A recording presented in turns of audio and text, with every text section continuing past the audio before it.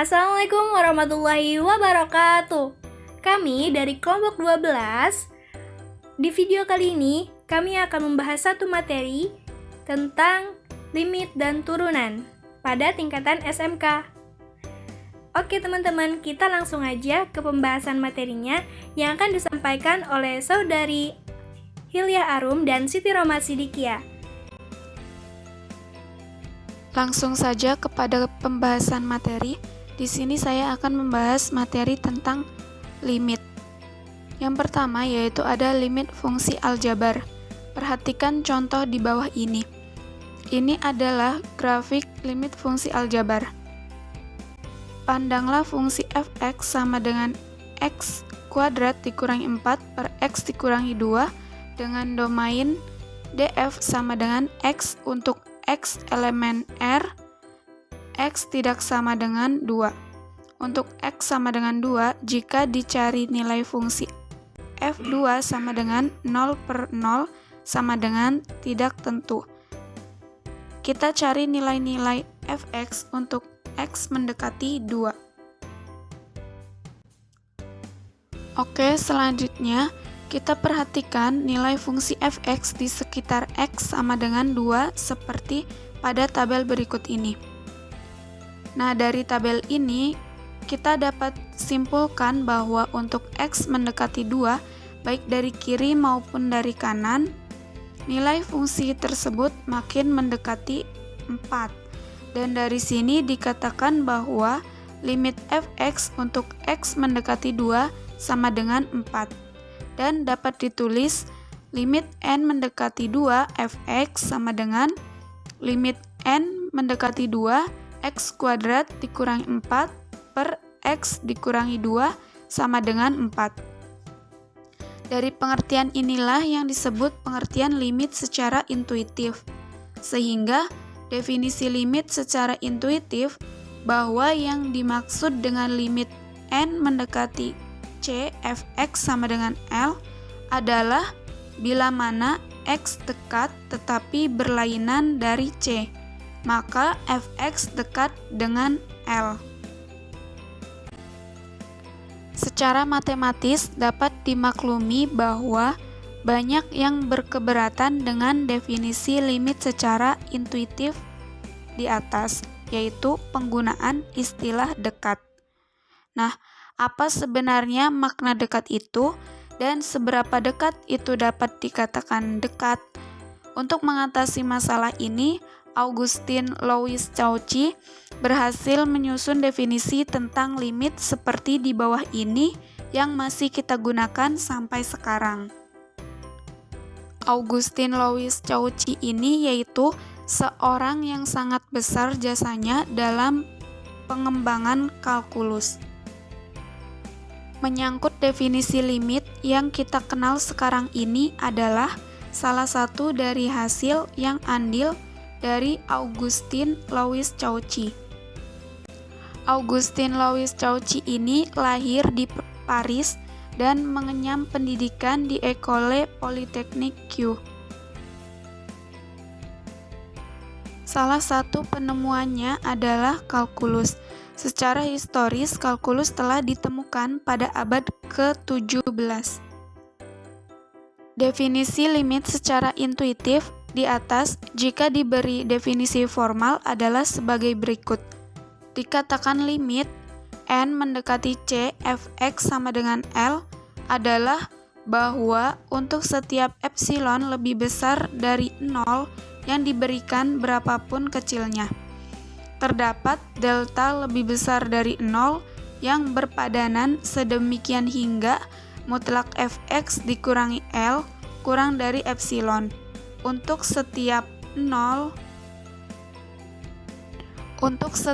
mutlak x dikurangi c lebih besar dari 0 dan kurang dari delta. Ada dua bentuk limit fungsi aljabar. Yang pertama adalah limit fungsi berbentuk limit n mendekati c untuk suatu fungsi fx. Dan yang kedua yaitu limit fungsi berbentuk limit n mendekati tak hingga untuk suatu fungsi fx. Jika variabel X mendekati C dengan C elemen R, maka cara penyelesaiannya yaitu langsung disubstitusikan. Nah, asalkan hasilnya bukan bilangan tak tentu. Bilangan tak tentu ini yaitu misalkan hasilnya 0/0 atau tak hingga. Dan cara yang kedua yaitu jika telah disubstitusikan dan menghasilkan bilangan tak tentu, maka langkah selanjutnya yaitu kita faktorkan, lalu disederhanakan, kemudian kita substitusikan. Nah, di sini ada contoh soal yaitu hitunglah limit X mendekati 5 dengan 3X dikurangi 4. Penyelesaiannya yaitu limit X mendekati 5, 3X dikurangi 4 sama dengan kita langsung substitusikan X-nya itu menjadi 5. Maka sama dengan 3 dikali 5 dikurangi 4 sama dengan 11. Selanjutnya yaitu limit fungsi berbentuk limit n mendekati tak hingga untuk suatu fungsi f(x). Untuk menyelesaikan limit fungsi aljabar yang variabelnya mendekati tak hingga, maka caranya adalah pembilang dan penyebut dibagi dengan variabel pangkat tertingginya. Untuk limit X mendekati tak hingga, untuk suatu fungsi f(x) per gx, nilai limit dapat ditentukan dengan cara jika pangkat tertingginya f(x) sama dengan pangkat tertinggi gx, maka limit x mendekati tak hingga f(x) per gx sama dengan koefisien pangkat tertinggi f(x) per koefisien pangkat tertinggi gx. Dan jika pangkat tertinggi f(x) lebih besar dari pangkat tertinggi gx, maka limit x mendekati tak hingga f(x) per gx sama dengan plus minus tak hingga. Dan jika pangkat tertinggi f(x) kurang dari pangkat tertinggi gx, maka limit x mendekati tak hingga f(x) per gx sama dengan 0. Dan untuk limit x mendekati tak hingga f(x) dikurangi gx berbentuk tak hingga dikurangi tak hingga, maka kalikan f(x) dikurangi gx dengan sekawannya, yaitu f(x) plus gx. Contohnya yaitu misalkan hitunglah limit x mendekati tak hingga 2x per x dikurangi 1. Penyelesaiannya yaitu limit x mendekati tak hingga 2x per x dikurangi 1 sama dengan caranya kita pembilang dan penyebutnya kita bagi dengan x. Jadi limit x menuju tak hingga 2 per 1 dikurangi 1 per x. Lalu kita substitusikan x-nya itu dengan tak hingga. Jadi limit x menuju tak hingga sama dengan 2 per 1 dikurangi 1 per tak hingga. 1 per tak hingga itu hasilnya yaitu 0. Jadi limit x menuju tak hingga 2 per 1 dikurangi 0 itu sama dengan 2. Selanjutnya yaitu teorema limit. Sebelum kita membahas teorema limit, ada syarat untuk teorema limit agar teorema limit ini berlaku. Syarat yang pertama yaitu fungsi f dan g mempunyai limit untuk x mendekati c. Syarat yang kedua yaitu x tidak sama dengan c. Syarat yang ketiga yaitu c merupakan elemen dari bilangan real. Dan syarat yang keempat yaitu k adalah konstanta. Nah, untuk teorema limit yang pertama yaitu limit X mendekati C dari K sama dengan K, jika K suatu konstanta. Teorema yang kedua yaitu limit X mendekati C dari AX plus B sama dengan AC plus B. Teorema yang ketiga yaitu limit X mendekati C dari K dikali Fx sama dengan K dikali limit X mendekati C dari Fx. Syarat yang keempat yaitu limit X mendekati C dari Fx plus minus Gx sama dengan limit X mendekati C dari Fx plus minus limit X mendekati C dari Gx. Dan syarat yang kelima yaitu limit X mendekati C dari Fx dikali Gx sama dengan limit X mendekati C Fx dikali limit X mendekati C Gx. Teorema yang keenam yaitu hukum substitusi.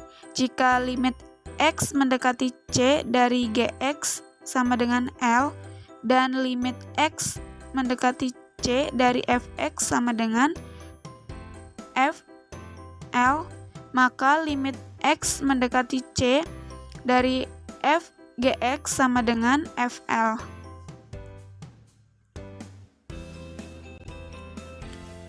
Teorema yang ketujuh yaitu limit X mendekati C dari 1 per Gx sama dengan 1 per L. Jika limit X mendekati C dari Gx sama dengan L dan L tidak sama dengan 0. Teorema yang ke-8 yaitu limit X mendekati C dari Fx per Gx sama dengan limit X mendekati C dari Fx per limit X mendekati C dari Gx. Jika limit X mendekati C dari Gx tidak sama dengan 0.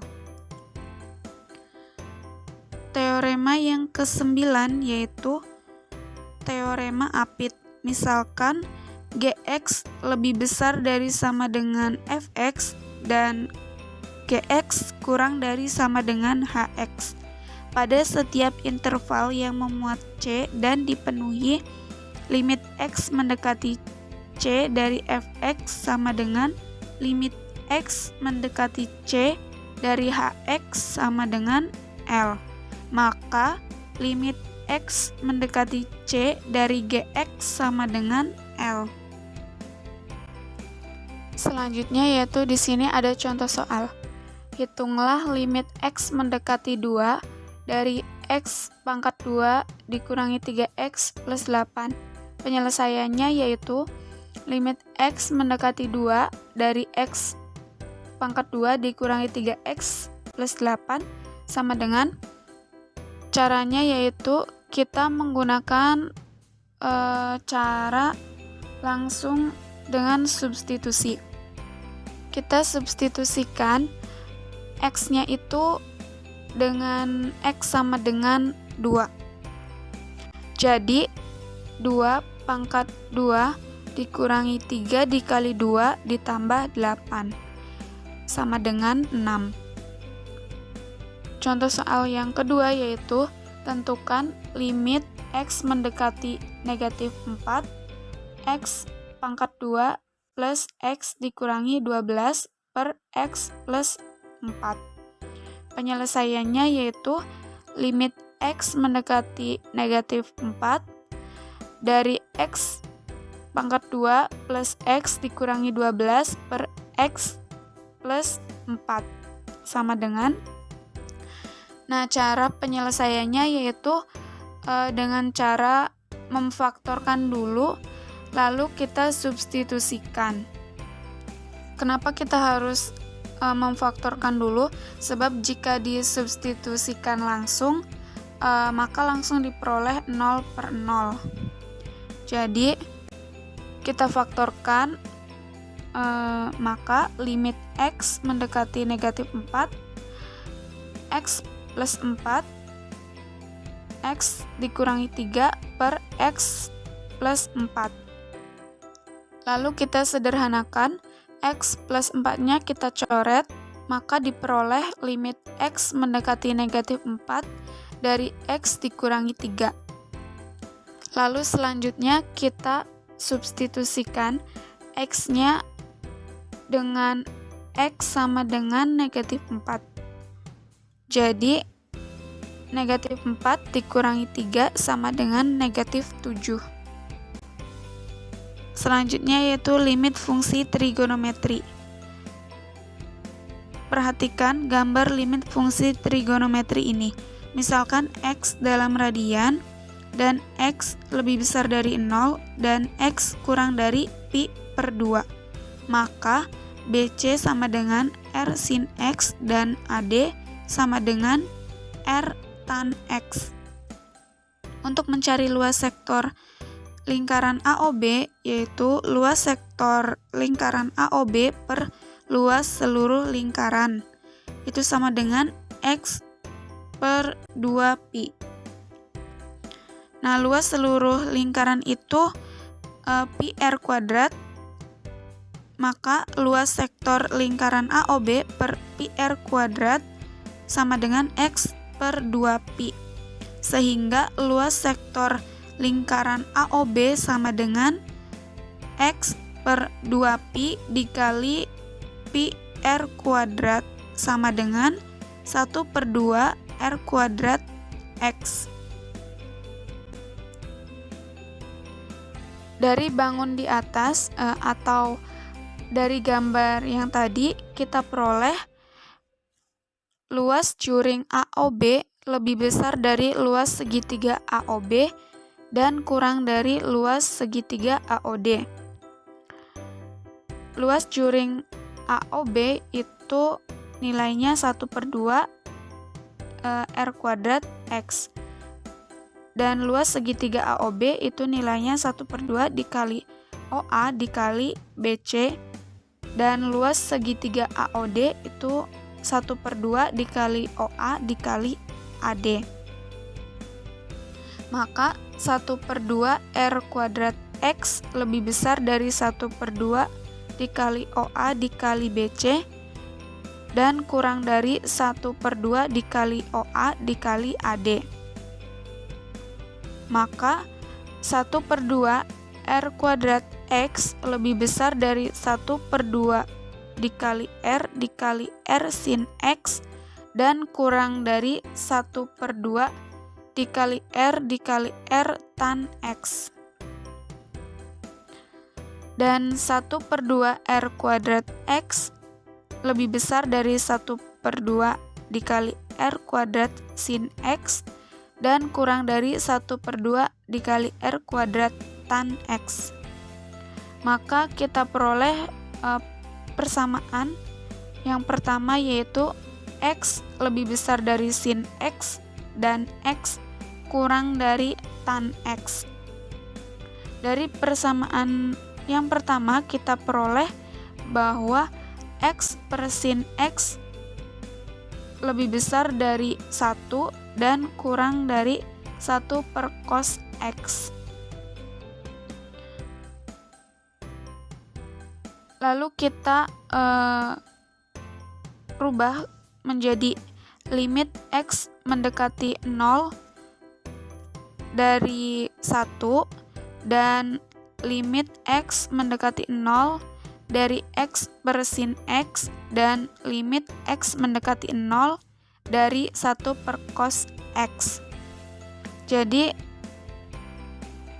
limit X mendekati 0, X sin X itu lebih besar dari sama dengan 1 dan kurang dari sama dengan 1 per 1 sama dengan 1. Jadi limit X mendekati 0 dari X per sin X itu sama dengan 1. Lalu dapat kita kembangkan limit X mendekati 0 dari sin X per X sama dengan limit X mendekati 0, 1 per X sin X sama dengan 1 per 1 sama dengan 1. Dan untuk limit X mendekati 0 dari tan X per X sama dengan limit X mendekati 0 dari sin X per X cos X sama dengan limit X mendekati 0 sin X per X dikali 1 per cos X sama dengan limit X mendekati 0 dari sin X per X dikali limit X mendekati 0 dari 1 per cos X sama dengan 1 per 1 sama dengan 1.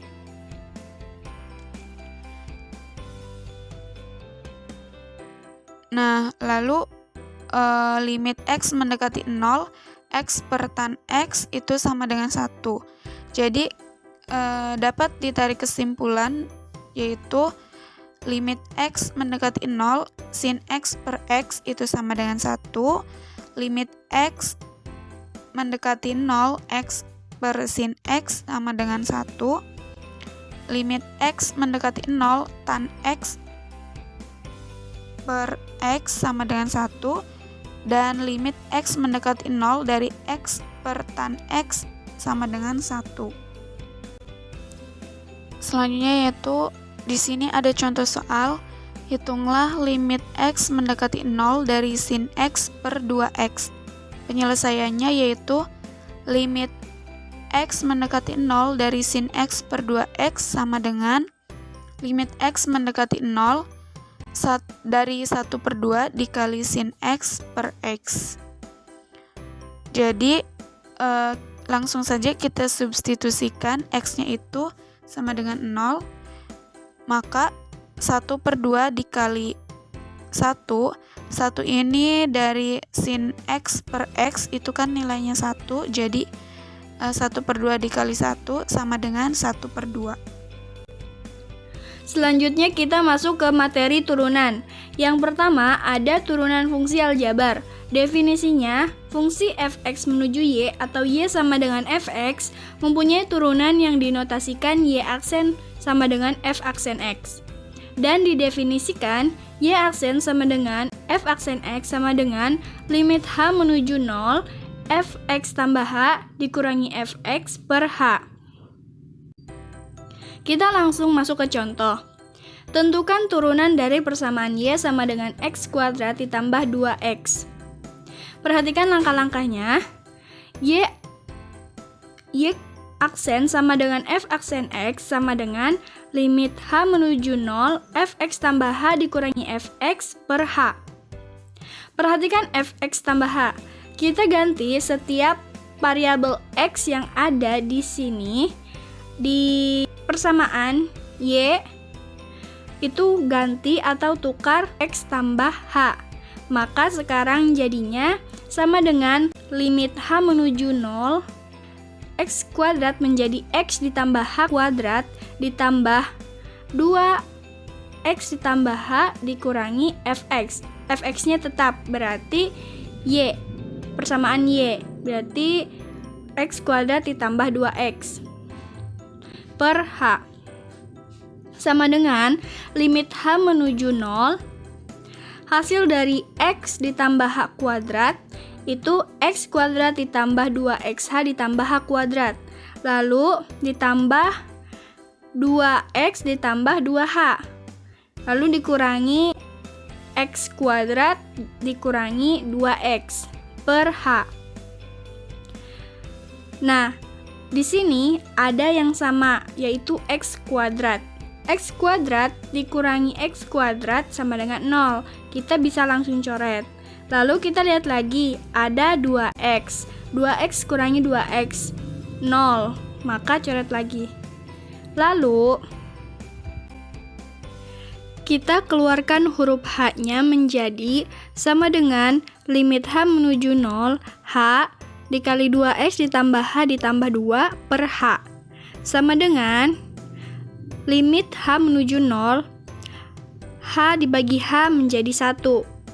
Menyisakan 2x ditambah h ditambah 2. Nah, karena di sini h menuju 0, maka kita ganti atau ubah h menjadi 0. Lalu menjadi sama dengan 2x ditambah 0 ditambah 2 sama dengan 2x tambah 2. Nah, 2x tambah 2 ini merupakan turunan dari persamaan x kuadrat ditambah 2x. Selanjutnya, rumus-rumus turunan fungsi y sama dengan fx.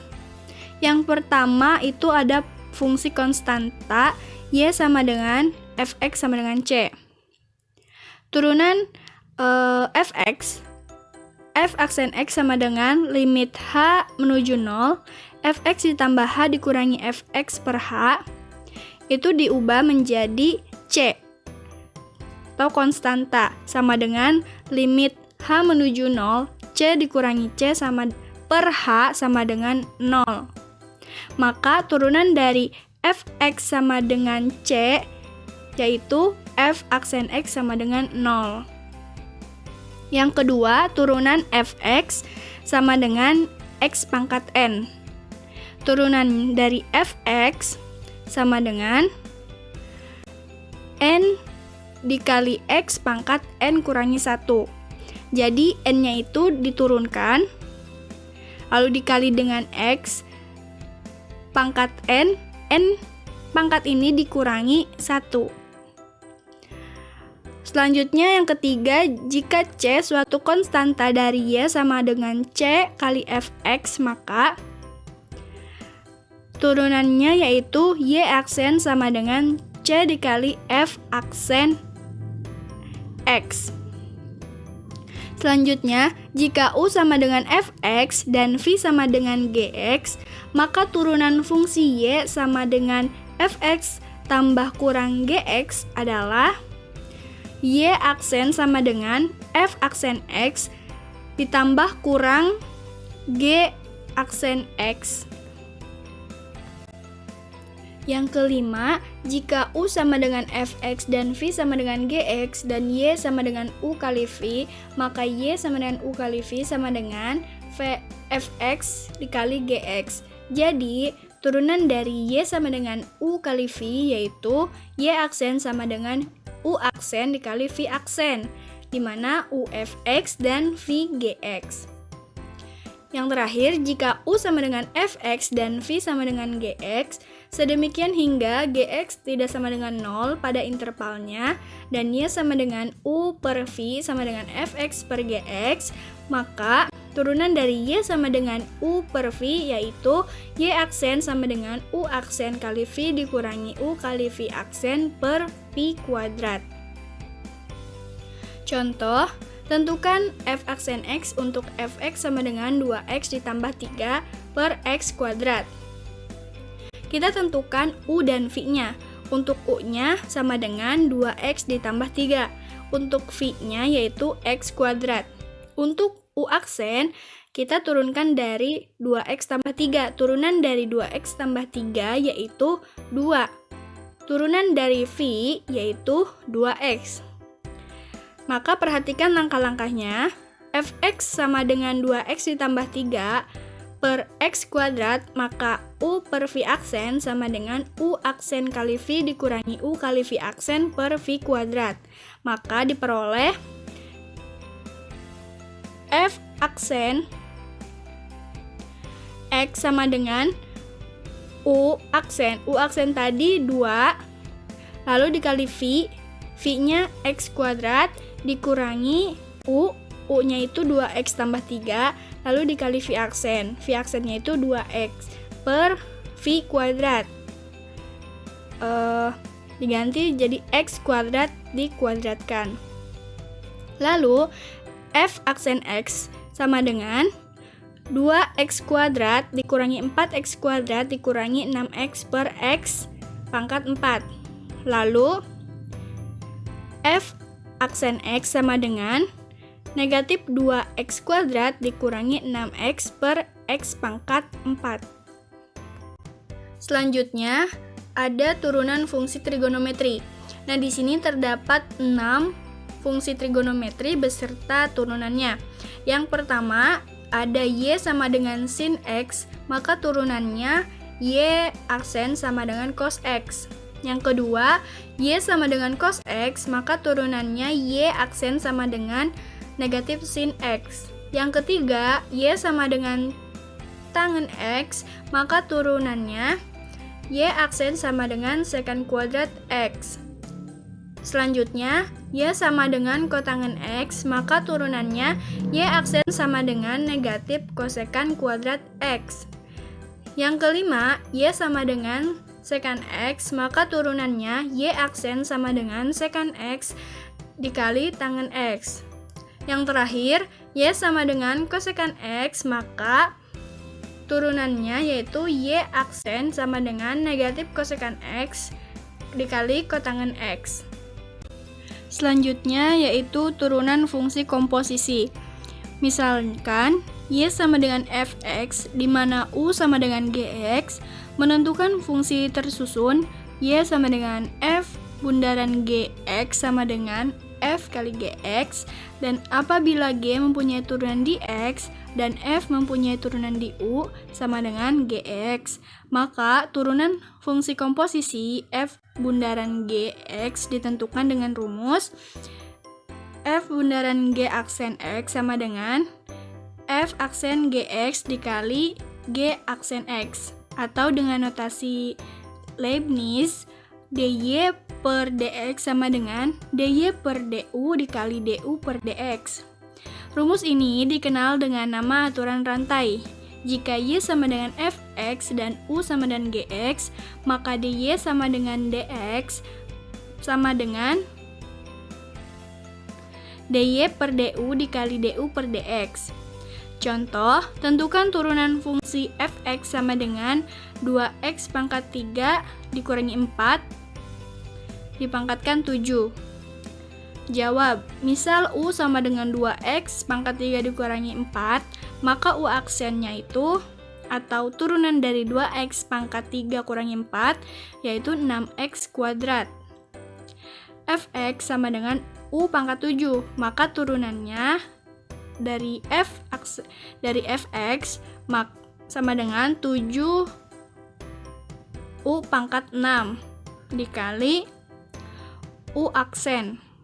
Jadi fx sama dengan 2x pangkat 3 kurangi 4 dipangkatkan 7, maka turunannya yaitu f aksen x sama dengan 7 dikali 2x pangkat 3 dikurangi 4 dipangkatkan 6 dikali 6x kuadrat sama dengan 42x kuadrat kali 2x pangkat 3 kurangi 4 dipangkatkan 6.